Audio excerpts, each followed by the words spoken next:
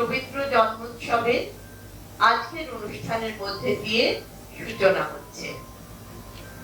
আজকের অনুষ্ঠানের শিরোনাম প্রবাসী পাখির গান।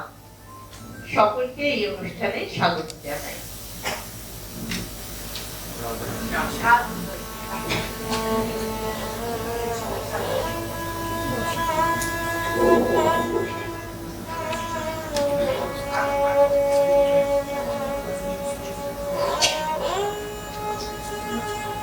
রবীন্দ্রনাথ তার ৮০ বৎসরের জীবৎকালে অনন্য ১৪ বার বহির্ভারতে যাত্রা করেছেন।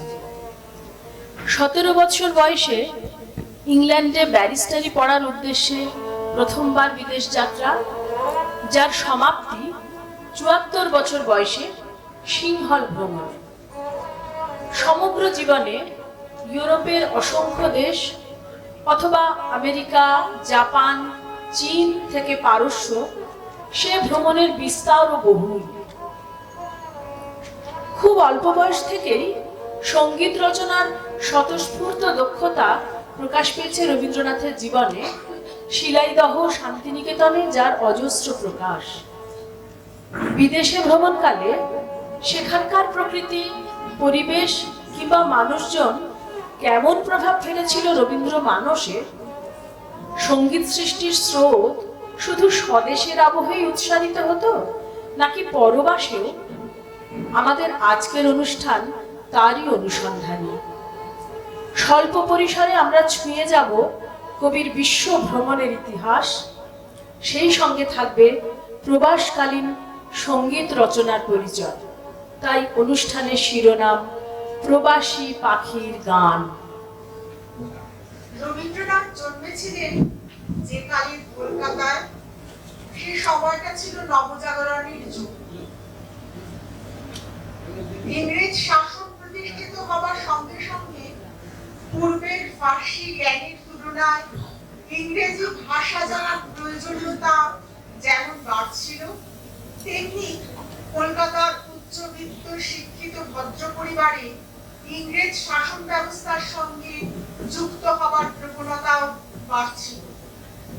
সেই সব পরিবারের ছেলেদের ইংল্যান্ডে পড়তে যাওয়ার যেমন একটা চল গড়ে উঠতে শুরু করে, তেমনি ব্যারিস্টারি বা সিভিল সার্ভিস পরীক্ষায় উত্তীর্ণ হবার তাগিদেও ইংল্যান্ড যাওয়া প্রয়োজন ছিল। কেননা সে পরীক্ষা তখন পর্যন্ত সেখানেই অনুষ্ঠিত হতো। জোড়াসাঁকোর ঠাকুর পরিবারের সত্যেন্দ্রনাথ প্রথম ভারতীয় হিসেবে ব্যারিস্টারি পরীক্ষায় উত্তীর্ণ হন।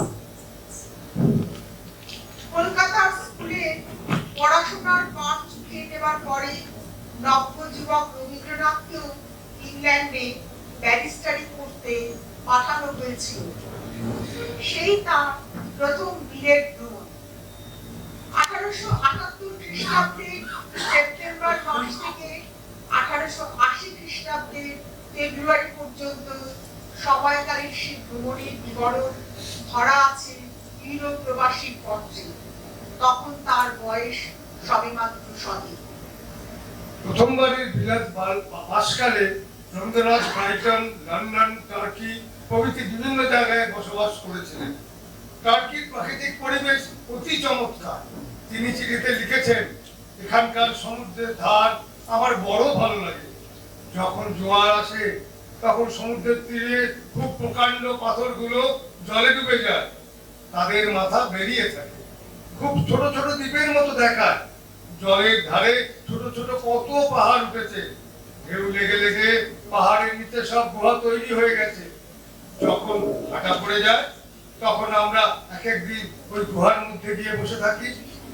এখানে বসে রবীন্দ্রনাথ রচনা করেছিলেন তার ভগ্নতরী কাব্য, যার নাম প্রথমে ছিল মগ্নতরী। ভগ্নতরী কবিতার অংশ বিশেষ। ডুবিছে তখন, আসিছে আঁধার, দিবা হলো অবসান, ঘুমায় সাঁঝের সাগর, করিয়া কনক কিরণ পান, অলস লহরী তটের চরণে ঘুমে পড়িতেছে ধুলি, এ উহার গায়ে পড়েছে এলায়ে ভাঙা চোরা মেঘগুলি। কনক সলিলে লহরী তুলিয়া তরণী ভাসিয়া যায়, উড়িয়াছে পাল, নাচিছে নিশান, বহে অনুকূল বায়। শতকণ্ঠ হতে সাঁঝের আকাশে উঠিছে সুখের গীত, তালে তালে তার পড়িতেছে দ্বার, ধ্বনিতেছে চারিভিত। বাজিতেছে বীণা, বাজিতেছে বাঁশি, বাজিতেছে ভেরি পত, কেহ দেয় তালি, কেহ ধরে তান, কেহ নাচে জ্ঞানবত। তারকা উঠিছে ফুটিয়া ফুটিয়া, আকাশে উঠেছে শশী, উছলি উছলি উঠিছে সাগর, জোছনা পড়েছে খসি। উল্লেখ্য যে এই ১.৫ বছর প্রবাসকালে রবীন্দ্রনাথের গান রচনার কোনো নিদর্শন পাওয়া যায় না, বরং বিলিতি গান বাজনা প্রচুর শোনা, অপেরা দেখা, এসবের মধ্যেই দিন কেটে যাচ্ছিল আলস্যে। টর্কিতে থাকাকালে ডাক্তার স্কটের পরিবারে তিনি আশ্রয় পেয়েছিলেন। এই সময়ের অভিজ্ঞতা ইউরোপ প্রবাসী পত্র নামে চিঠির আকারে প্রকাশিত হতে থাকে ভারতী পত্রিকায়। এরকম একটি পত্রের অংশ। বাড়ি গিয়েই একটা বাংলা কবিতা লিখতে বসলেন। মিস এন আমাকে জিজ্ঞাসা করলেন, আমি কি বাড়িতে চিঠি লিখছি? আমি বিনয় সহকারে হাসতে হাসতে বললেন যে আমি মাঝে মাঝে কবিতা লিখতে চেষ্টা করে থাকি, তাই ২-১ চত্র কবিতা লিখছি। শুনে অব্দি মিস এন এর আমার প্রতি ভারী ভক্তি হয়েছে। ক্রমে ক্রমে তার সঙ্গে আমার আলাপ ভারী পরিপক্ব হয়ে উঠতে লাগলো, এত দূর পর্যন্ত যে একটা পুষ্পা ঢুকলো। ১৮৭৯ খ্রিস্টাব্দে একেবারে শেষ দিকে চিঠিতে দেবেন্দ্রনাথের আদেশ আসে দাদা সত্যেন্দ্রের পরিবারের সঙ্গে রবিকেও দেশে ফিরতে হবে। সীতা দেবী তাঁর পুণ্যস্মৃতি বইয়ে রবীন্দ্রনাথের কথাই লিখেছেন। ইউরোপ প্রবাসীর পত্রে ঘটা দেখে আমার পিতা ভাবলেন যে ছেলেটা এমবিএ করে এমবিএই করে নাকি। তাড়াতাড়ি লিখে পাঠালেন, তোমার ঢের পড়া হয়েছে, ফিরে এসো। ১৮৯০ সালে ৩ মাসের এক সংক্ষিপ্ত বিদেশ ভ্রমণের পরে রবীন্দ্রনাথের একটি বিস্তরিত ইউরোপ আমেরিকা ভ্রমণ শুরু হলো ১৯১২ সালে। ২৭ মে ১৯১২ বম্বে থেকে সিটি অফ গ্লাসগো জাহাজ রওনা হইল পোর্ট সুয়েজ অভিমুখে। এই দীর্ঘ যাত্রাপথে প্রবন্ধ রচনা, পুরাতন গানের অনুবাদের কাজ চলছে। সেই সময় ঈশ্বরজন তাকে রচিত হয় একটি নতুন গান, তানু ধরিয়ে তৃষা হল।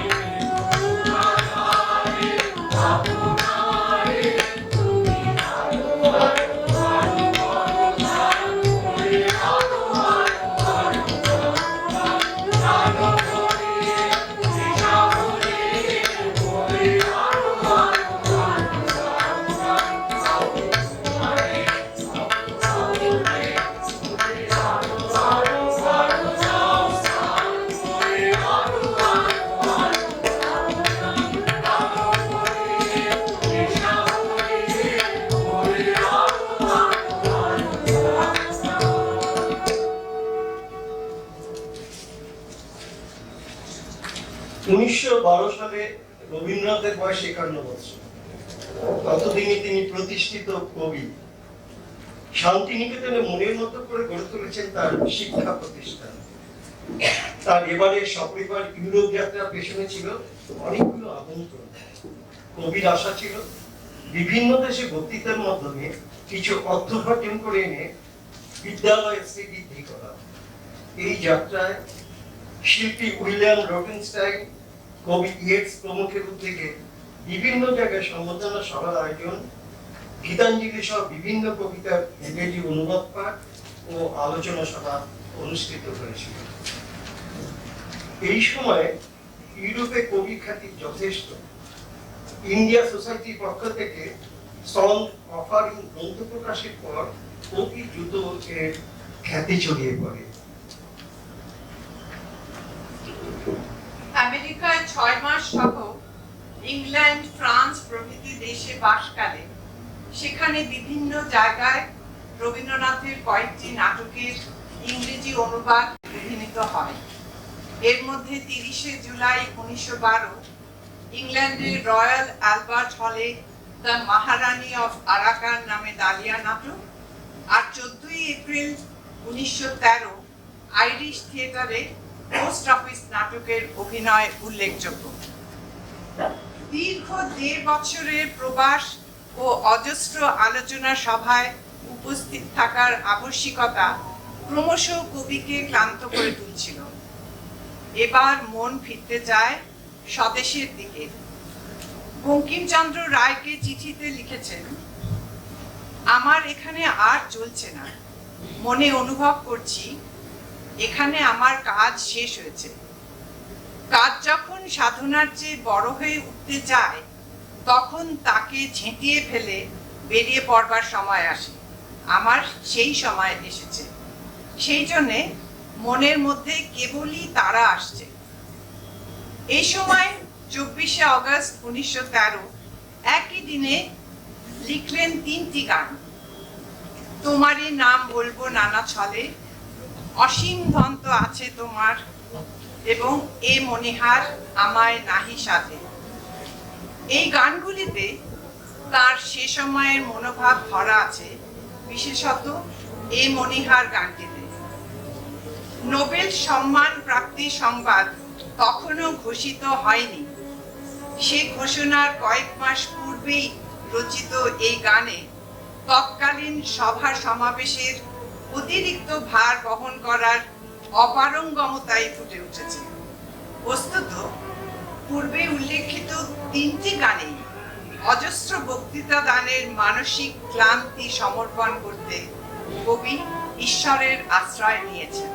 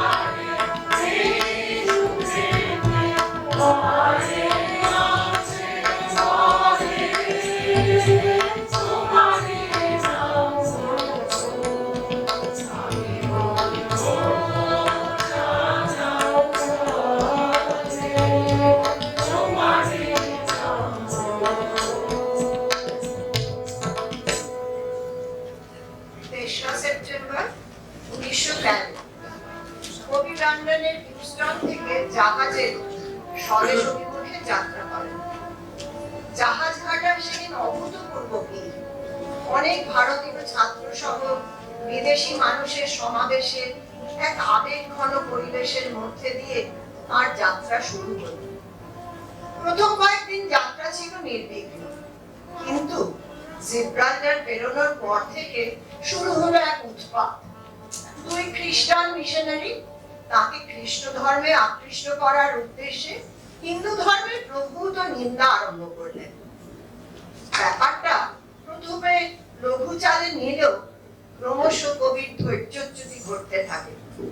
কিন্তু তিনি যে গীতাঞ্জলির কবি, মন ক্ষুব্ধ হয়ে ওঠার সঙ্গে সঙ্গে নিজেকে তার ঊর্ধ্বে তুলে নিয়ে যাবার চেষ্টায় সক্রিয় হয়ে উঠল তার সৃষ্টিশীল মন। 14ই সেপ্টেম্বর তারিখে রচনা করলেন এই গানটি।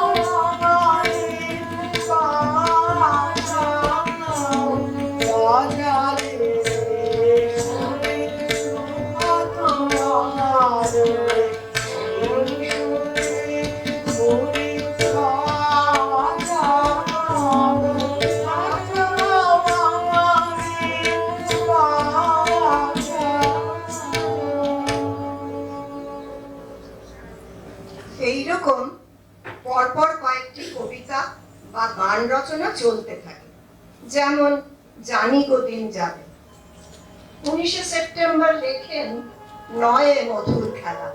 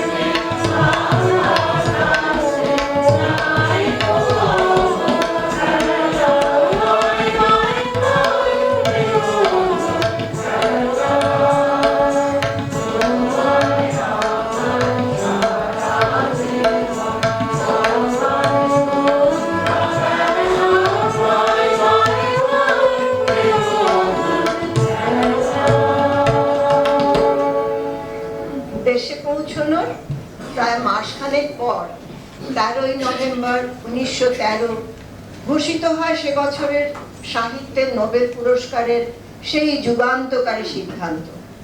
18ই নভেম্বর কলকাতার সান্ধ্য দৈনিক এম্পায়ার কর্তৃক এই সংবাদ কলকাতায় প্রথম প্রচারিত হয়।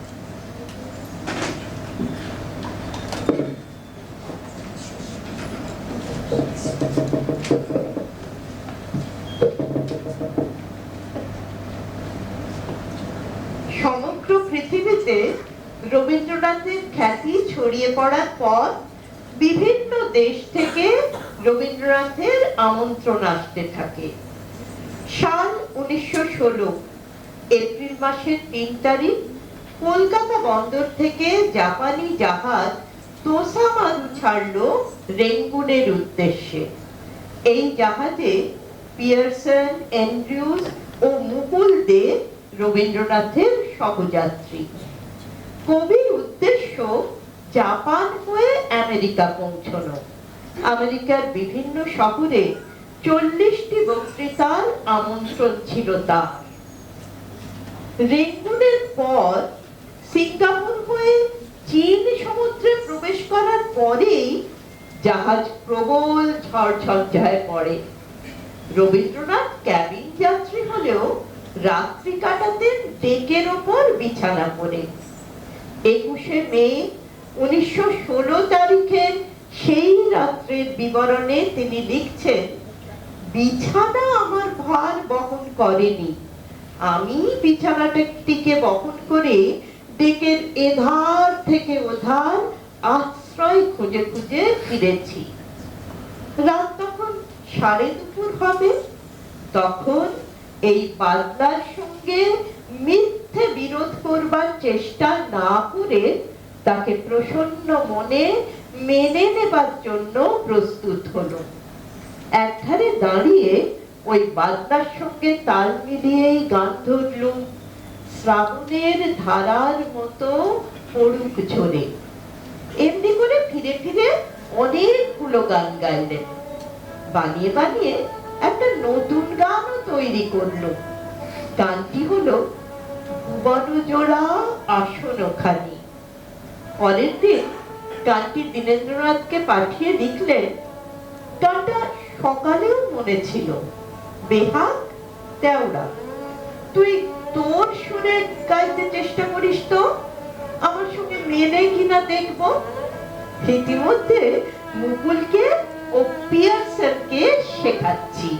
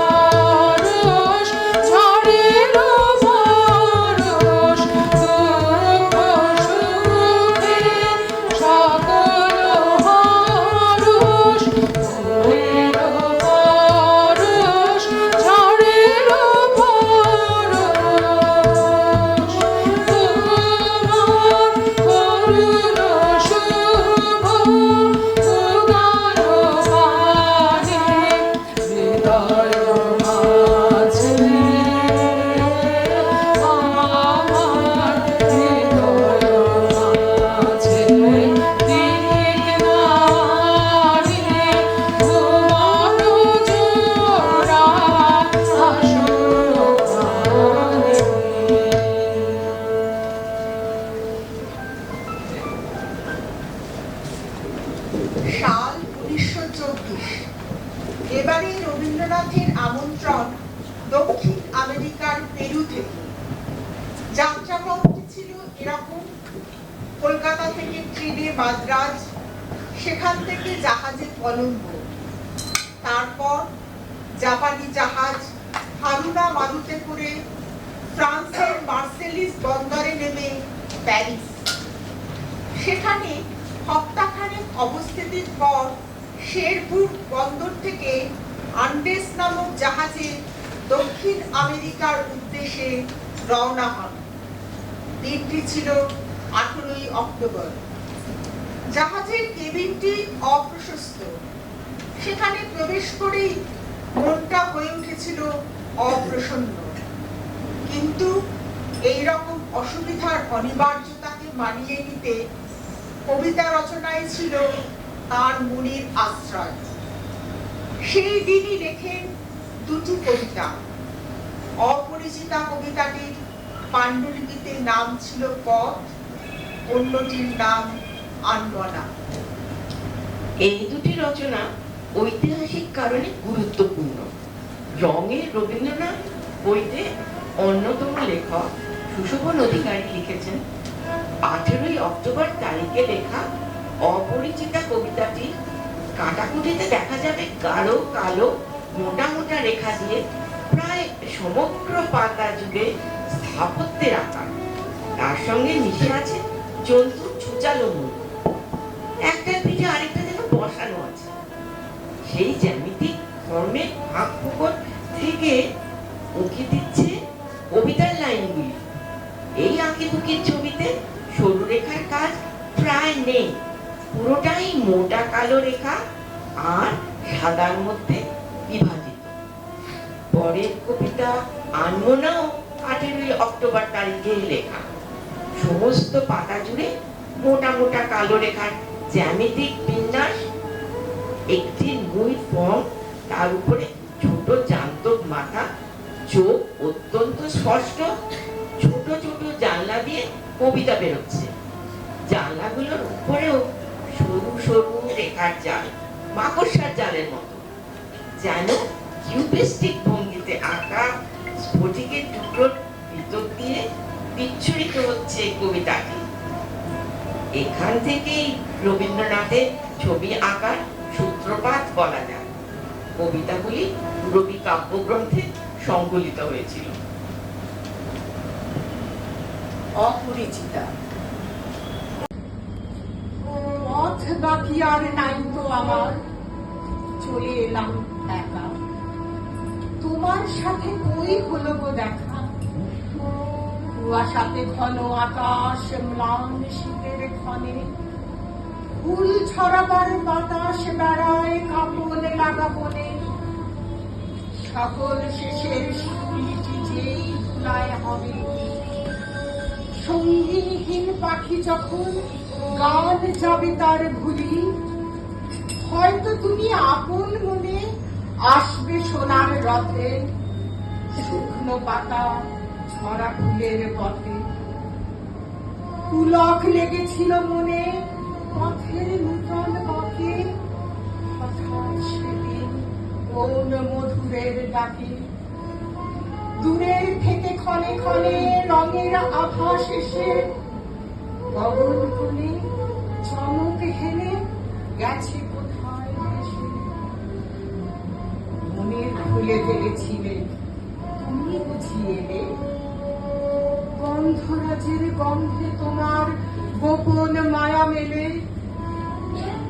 হয়তো তুমি এসেছিলে, যাইনি আড়াল খানা, চোখের দেখায় হয়নি প্রাণের জানা।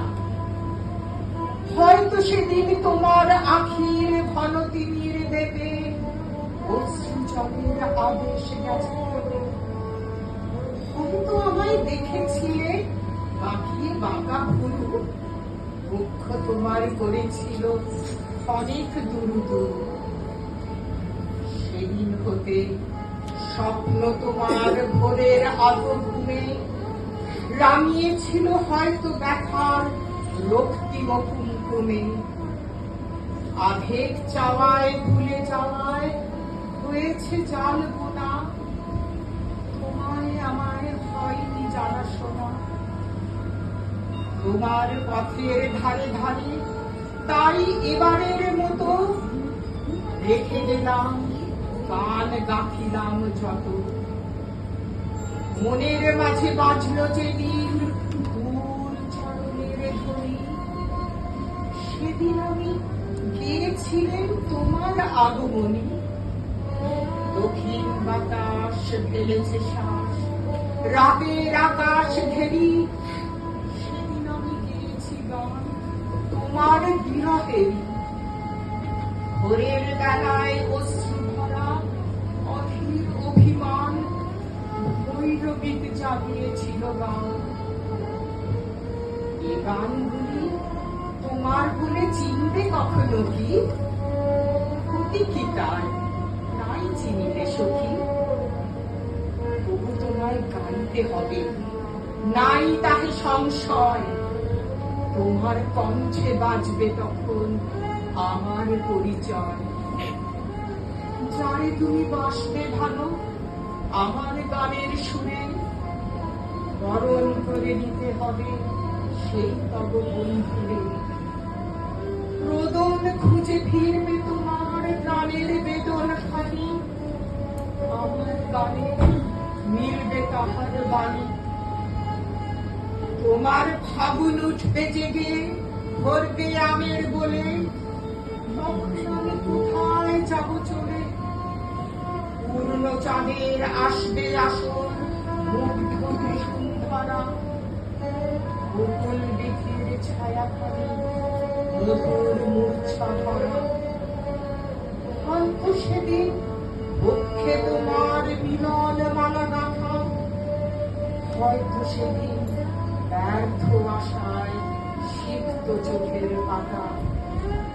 সেদিন আমি আসবো না তো নিয়ে আমার দান, তোমার লাগি রেখে গেলেন গান। সেদিন আমি আসবো না তো নিয়ে আমার দান, তোমার লাগি রেখে গেলেন গান।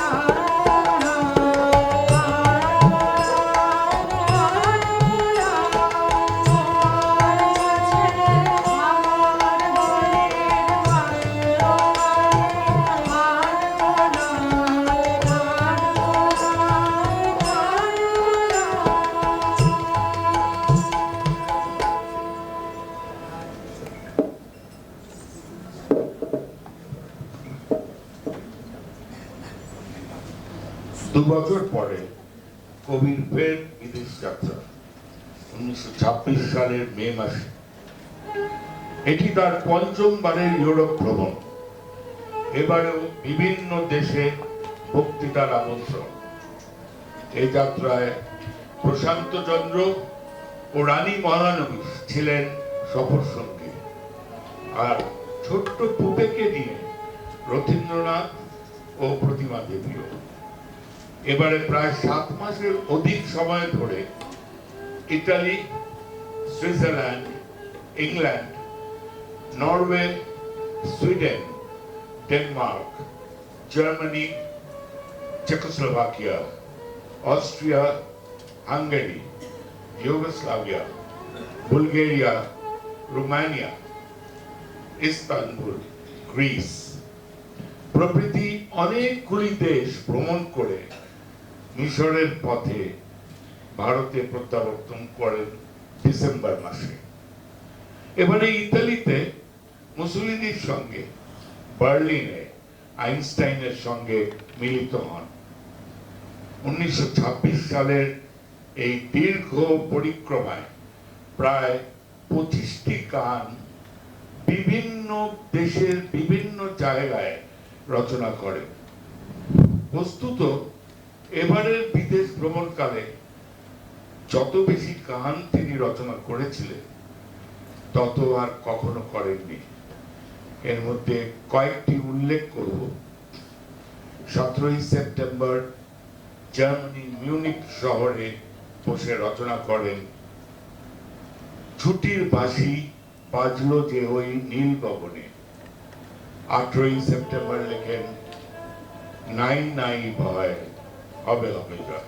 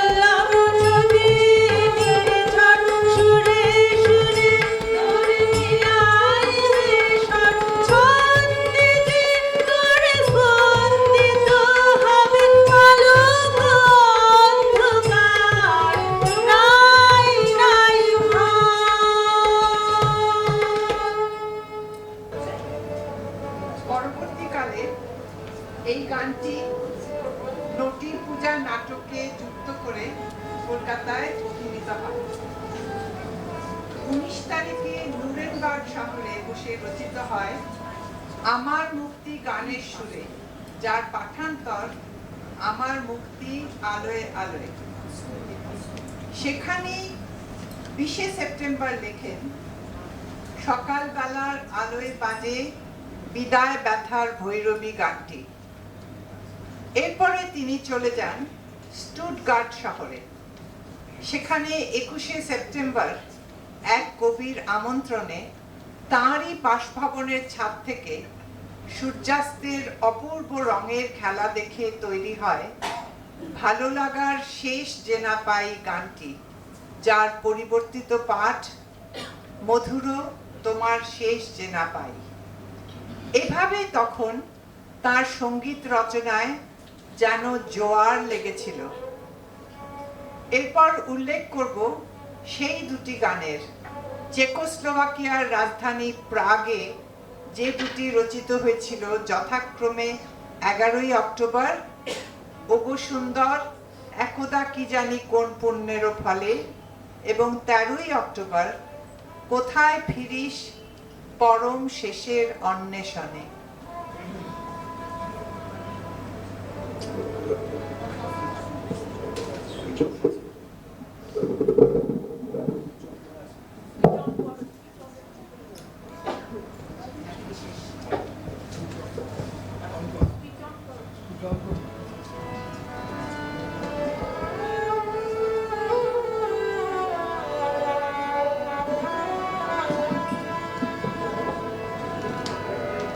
একদা কে জানে কোন পুণ্যের ফল ওগো সুন্দরা। একদা কে জানে কোন পুণ্যের ফল আমি বলো ফুল তোমার ভালোয় ছিলাম তোমার গলে কোন পুণ্যের ফল ওগো সুন্দরা। তখন প্রভাতে প্রথম তরুণ আলো ঘুম ভাঙা চোখে ধরার লেগেছে ভালো। তখন প্রভাতে প্রথম তরুণ আলো ঘুম ভাঙা চোখে ধরার লেগেছে ভালো। বেভাসের ললিতে নবীনের অভিনয় বেজেছে গানের স্থলে। কোন পুণ্যের ফলে ওগো সুন্দরা।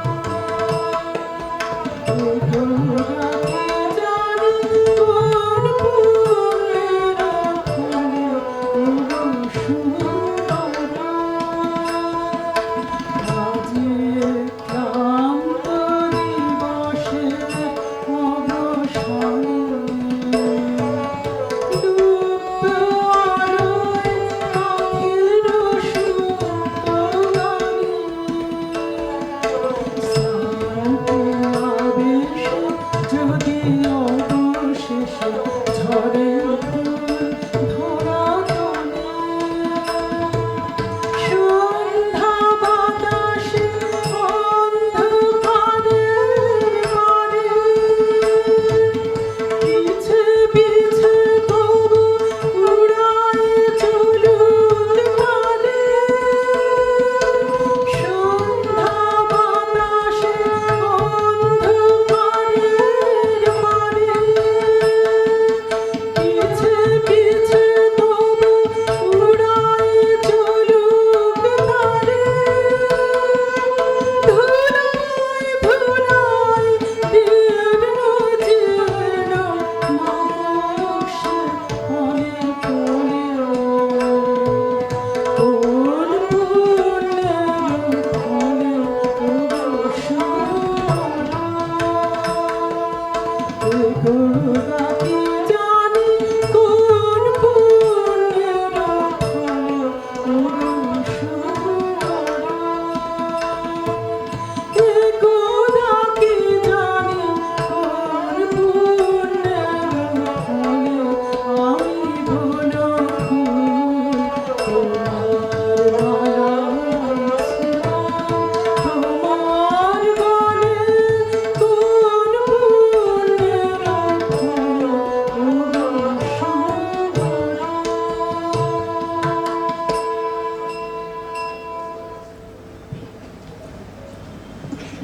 খুব অল্প সময়ের মধ্যে প্রচুর ভ্রমণ, প্রচুর বক্তৃতা কবিকে ক্রমশ ক্লান্ত করে তুলেছে। হাঙ্গেরিতে পৌঁছলে পরপর অনেকগুলো সভায় তাকে সম্বর্ধিত করা হয়, অনেকগুলি বক্তৃতাও তাকে দিতে হয়। 28শে অক্টোবর বুদাপেস্ট শহরে গেলার্ট হোটেলে এক বিশাল সিটি ব্যাংকোয়েটের আয়োজন করা হয়। 30শে অক্টোবর হাঙ্গেরির পিএন ক্লাব খুব প্রকাণ্ডভাবে তাকে সম্বর্ধিত করে। শহরের সমস্ত গণ্যমান্য লেখক শিল্পী সেখানে একত্রিত হয়েছিলেন। একদিকে ধকল ও ক্লান্তি কবিকে ক্রমশ গ্রাস করছিল। 30শে অক্টোবর রচিত এই গানটির মধ্যে এই মানসিক ক্লান্তির একটা ছবি ফুটে উঠেছে।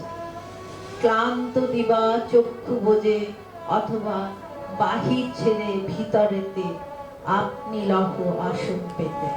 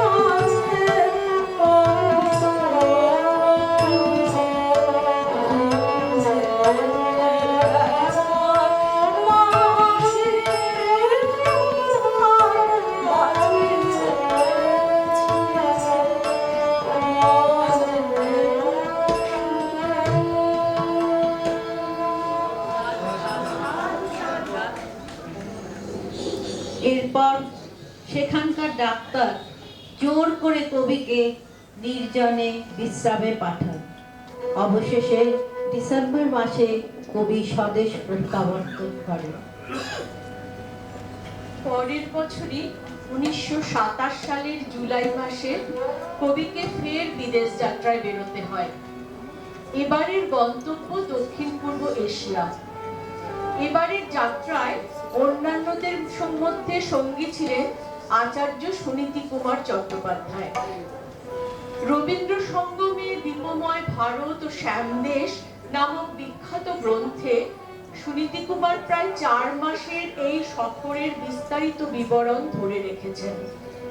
রবীন্দ্রনাথ নিজে লিখছিলেন জাভা যাত্রীর পত্র। মূলত বিশ্বভারতীর জন্য অর্থ সংগ্রহই তার এই যাত্রার লক্ষ্য। এবারের ভ্রমণে তিনি জাভার অপূর্ব নৃত্যশৈলী দেখে মুগ্ধ হন।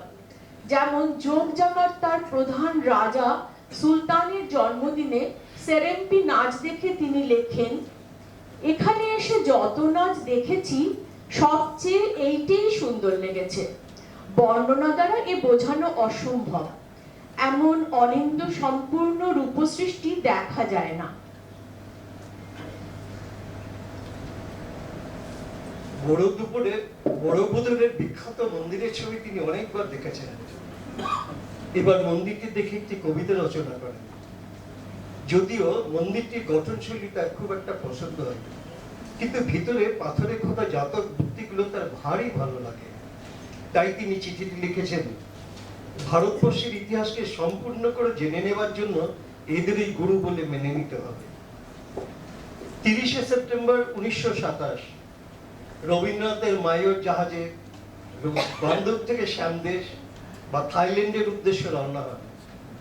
পরের দিন 1 অক্টোবর জাহাজে রচিত হয় বালি নামের একটি কবিতা, যা সাগরিকা নামে মহুয়া কাব্যগ্রন্থে সংকলিত হয়েছিল।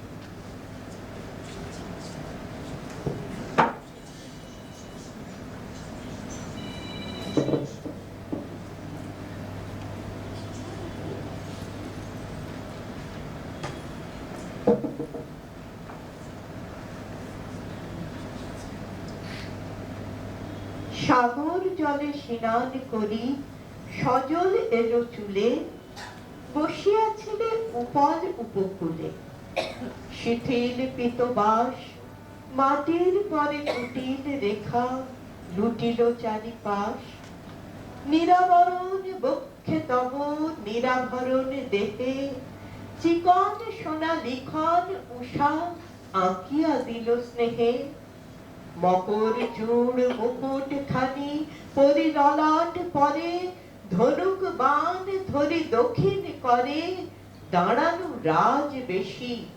কহিনু আমি এসেছি পরদেশী। চমকে ত্রাসে দাঁড়ালে উঠি শিলা আসন ফেলে, শুধালে কেন এলে? কহিনু আমি, রেখো না ভয় মনে, পূজার ফুল তুলিতে চাহি তোমার ফুল বনে। চলিলে সাথে, হাসিলে অনুকূল, তুলিনু জুথি, তুলিনু জাতি, তুলিনু চাঁপা ফুল। দুজনে মিলি সাজায় ডালি, বসিনু একাসনে, নটরাজে রে পুজিনু এক মনে। কুহেলি গেল, আকাশে আলো দিল যে পরকাশী, ধৈর্যটির মুখের পানে পার্বতীর হাসি।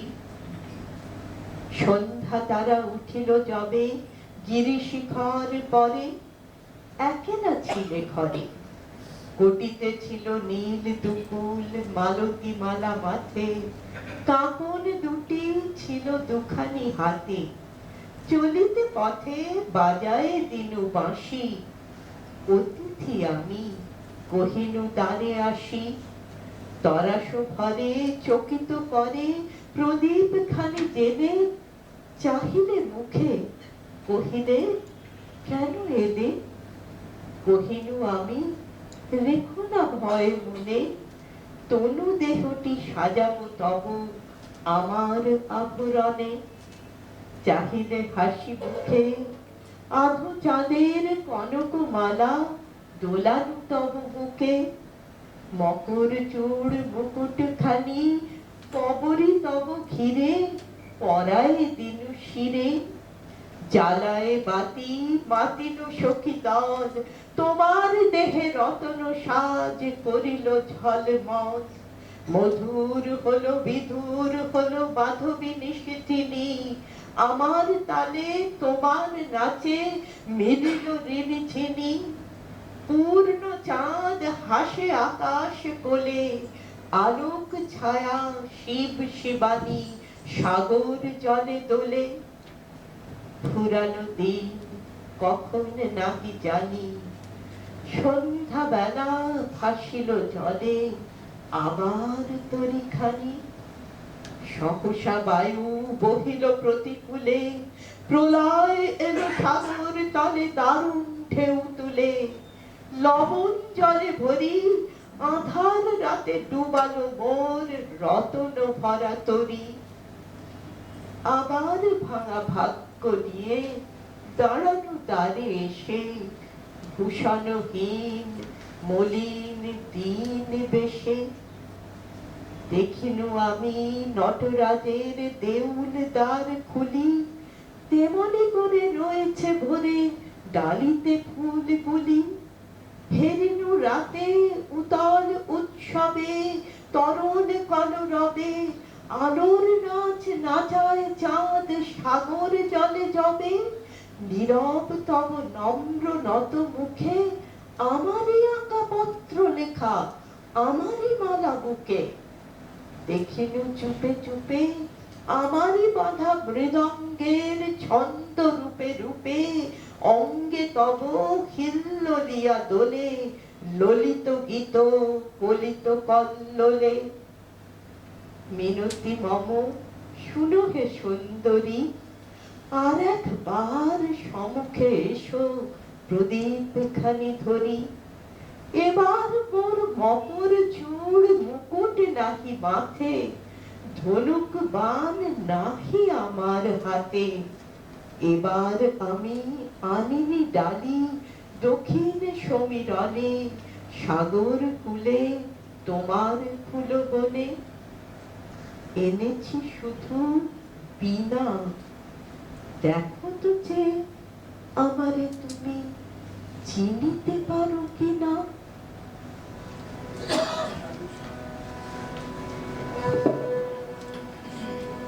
পরের দিন 2রা অক্টোবর সেই জাহাজে রচিত হয় এই গানটি, সকরুণ বেনু বাজায় কে যায়।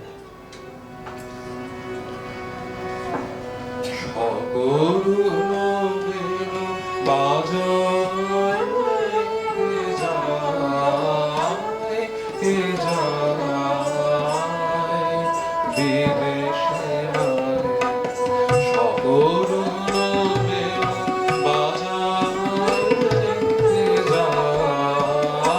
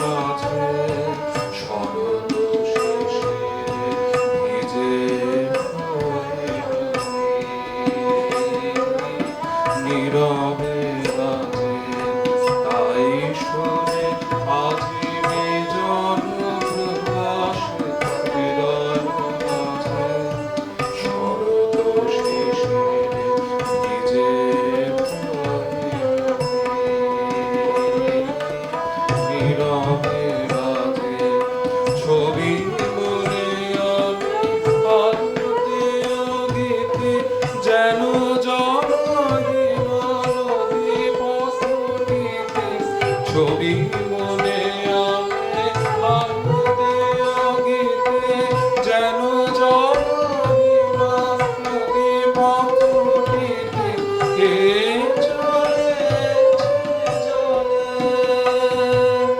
কলস ভরিতে কলস ভরে বনের ছায়ে শহর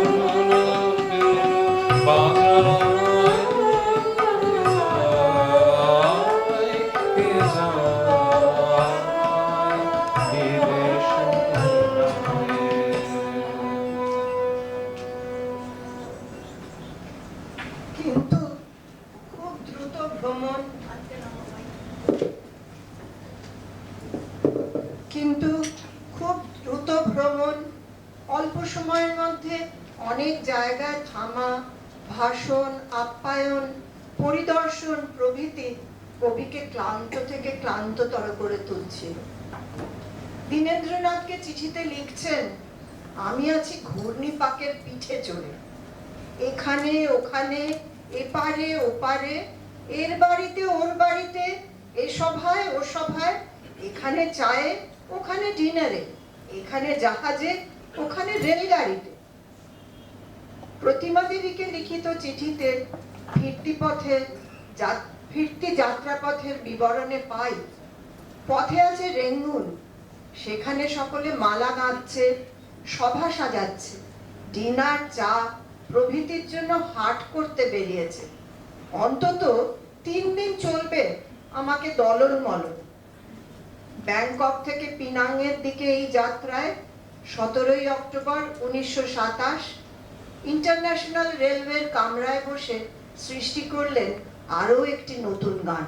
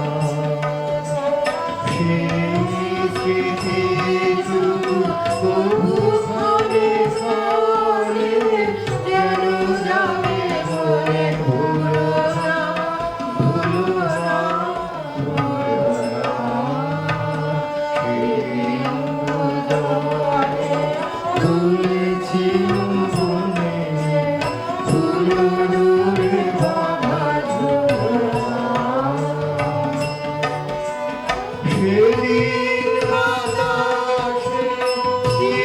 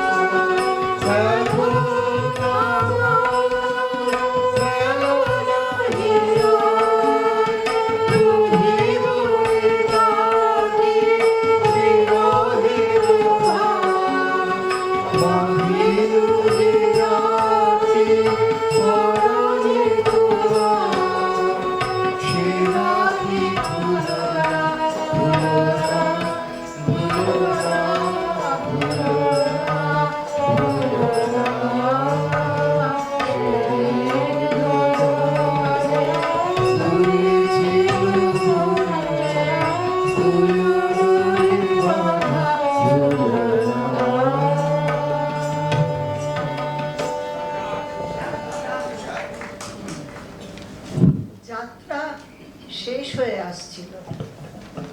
পিনাং থেকেই 19শে অক্টোবর কলকাতার পথে রওনা হন জাহাজ আওয়ামারু চেপে। তার আগের দিন 18 তারিখটি ছিল অবকাশ। সেদিন রচিত হলো খরবায়ু বয়বেগে গানটি। এরপরেও রবীন্দ্রনাথকে 1929 সালে জাপানের পথে আমেরিকা ও কানাডা, 1930 সালে কলম্বো হয়ে ইউরোপ, 1932 সালে ইরাক ও ইরান এবং 1934 সালে সিংহল ভ্রমণ করতে হয়। ততদিনে ছবি আঁকা তার নতুন নেশা। 2রা মে 1930 প্যারিসের মাটিতে প্রথমবার তার আঁকা ছবির প্রদর্শনী হয় ভিক্টোরিয়া ওকাম্পোর আয়োজনে। এরপর আরও কয়েকটি প্রদর্শনী ইংল্যান্ড, জার্মানি, ডেনমার্ক, রাশিয়া প্রভৃতি দেশে অনুষ্ঠিত হয়েছিল। ছবির জগতে মগ্ন হয়ে যাবার ফলে সে সময় গান রচনায় পড়েছিল ভাটা। পরবর্তী ইরাক, ইরান বা সিংহল ভ্রমণকালেও তার গান রচনার কোনো হদিশ পাওয়া যায় না। 1934 সালে শান্তিনিকেতনের ছাত্রছাত্রীরা সিংহলে সাপমোচন নাটকটি অভিনয় করে। এখানে পানাদুরা শহরে 26শে মে 1934 তিনি এই নাটকের জন্য আরেকটি নূতন গান রচনা করে সংযোজন করেন। গানটি হলো নমো নমো শচিচিত রঞ্জন সন্তাপ ভঞ্জন নব জলধর কান্তি ঘন নীল অঞ্জন নমো হে নমো নমো। এটি কবির শেষবারের মতো বিদেশ যাত্রা এবং এই গানটিকে বিদেশের মাটিতে রচিত তার শেষ গান বলে চিহ্নিত করা যায়। আজকের অনুষ্ঠানের সর্বশেষ গানটি পিনাং শহরে বসে 18 অক্টোবর 1927 সালে রচিত হয়েছিল, খরবায়ু বয়বেগে। Thank you.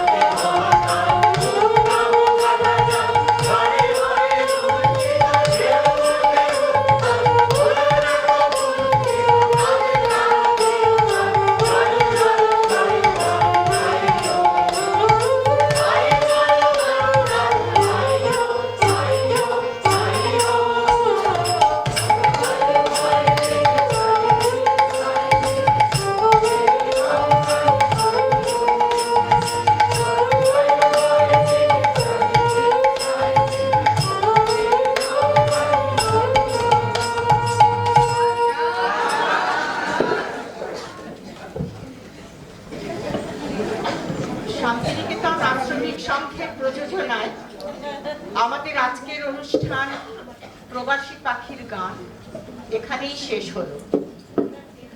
অনুষ্ঠানে গানে অংশগ্রহণ করেছেন অঞ্জনা ঘোষ, রীতা মিত্র, সুগতা সেন, তপতি মিত্র, মৌসুমী সমাদ্দার, অমিতা গিরি, পারমিতা চ্যাটার্জি, সুচিরা সরকার, সৌমি নাহা, শ্রুতি নাহা, সুহানিশী চক্রবর্তী, প্রজ্ঞামিতা ব্যানার্জি, গায়ত্রী চ্যাটার্জি, শ্রীপর্ণা ভট্টাচার্য, সুমিতা ভট্টাচার্য, ঈশানী গুপ্তধর, উত্তীয় চ্যাটার্জি, কুন্দন শাসমল, বিশ্বজিৎ সেনগুপ্ত, তাপস সাহা এবং অমিতাভ চক্রবর্তী এবং চন্দন সেনগুপ্ত। পাঠে অংশগ্রহণ করেছেন অঞ্জনা ঘোষ, সুমিতা ভট্টাচার্য, তাপস সাহা, বিশ্বজিৎ সেনগুপ্ত, অমিতাভ চক্রবর্তী, ঈশানী গুপ্তধর, তপতি মিত্র, সুগতা সেন, অমিতা গিরি, শুভ্রা সেন, শুভা সরকার এবং গায়ত্রী চ্যাটার্জি। নৃত্যে অংশগ্রহণ করেছেন কৃষ্ণা সেনগুপ্ত, শর্মিষ্ঠা সেনগুপ্ত এবং কুন্দন শাসমল। যন্ত্রানুষঙ্গে ছিলেন এসরাজে অভ্র চ্যাটার্জি, তবলায় শুভজিৎ দাস। এই সমগ্র অনুষ্ঠানটি পরিকল্পনা ও পরিচালনা করেছেন শ্রীমতী অঞ্জনা ঘোষ। এই অনুষ্ঠানটি সুসম্পন্ন করার জন্য আমরা আন্তরিক কৃতজ্ঞতা জানাই শ্রদ্ধেয় শ্রী যোগেন চৌধুরী মহাশয়কে। আমরা ধন্যবাদ জানাই এই চারুবাসনা আর্ট গ্যালারির আধিকারিক বৃন্দকে। ধন্যবাদ জানাই সকল প্রাক্তনী ও দর্শক বৃন্দকে আমাদের এই অনুষ্ঠানে উপস্থিত হয়ে আমাদের উৎসাহিত করবার জন্য। এই প্রসঙ্গে বলি যে আজকে আমরা এখানে কিছু বই এবং কিছু ছবির একটি প্রদর্শনী তৈরি করেছি। আপনারা সেগুলি নিশ্চয়ই দেখবেন। কিছু এখানে কেনারও জিনিস আছে। এছাড়া আমাদের একটি প্রাক্তনী বই আছে, যে বইটি গুরুদেবের প্রাক্তনীদের সম্পর্কে বিভিন্ন সময়ে বিভিন্ন বিষয়ে উপদেশমূলক একটি বই, যে বইটি পরবর্তীকালে সংকলন করেছিলেন আমাদের আরেক প্রাক্তনী শিবাদিত্য সেন, যিনি আজকে আমাদের মধ্যে নেই। এই প্রাক্তনী বইটিও আমরা এখানে রেখেছি, আপনারা দেখতে পারেন, সংগ্রহ করতে পারেন যদি আপনারা চান তাহলে। আর অনুষ্ঠানটি আমরা এবার শেষ করব আশ্রম সঙ্গীত দিয়ে। সকলকে অনুরোধ করব যে আজকে আমাদের মধ্যে আশ্রমিক এবং আমাদের আশ্রমিক সংঘের সম্পাদক দেবযানী সেনগুপ্ত আমাদের মধ্যে আজকে উপস্থিত হয়েছেন এবং আমাদের সব কাজে এত সাহায্য করেছেন যে আমরা সত্যি কৃতজ্ঞ। এখানে সব প্রাক্তনী আমাদের কাছে খুবই আদরের এবং আমরা চাই সবসময় আমরা যেন সবাই একসঙ্গে এরকম ভাবে পথ চলি এবং আশ্রমিক সংঘকে এগিয়ে নিয়ে যেতে পারি। অনুষ্ঠানটি শেষ করব আশ্রম সঙ্গীত গেয়ে। দেবযানী এখানে আরেকটি কথা বলতে চাই, আমাদের শান্তিনিকেতন সে যে শহরে আপন, আমাদের শহরে আপন, আমাদের শান্তিনিকেতন, আমাদের শান্তিনিকেতন, ওটার আকাশ ভরা কোলে মোদের দোলে, হৃদয় দোলে, ওটার আকাশ ভরা কোলে মোদের দোলে, হৃদয় দোলে।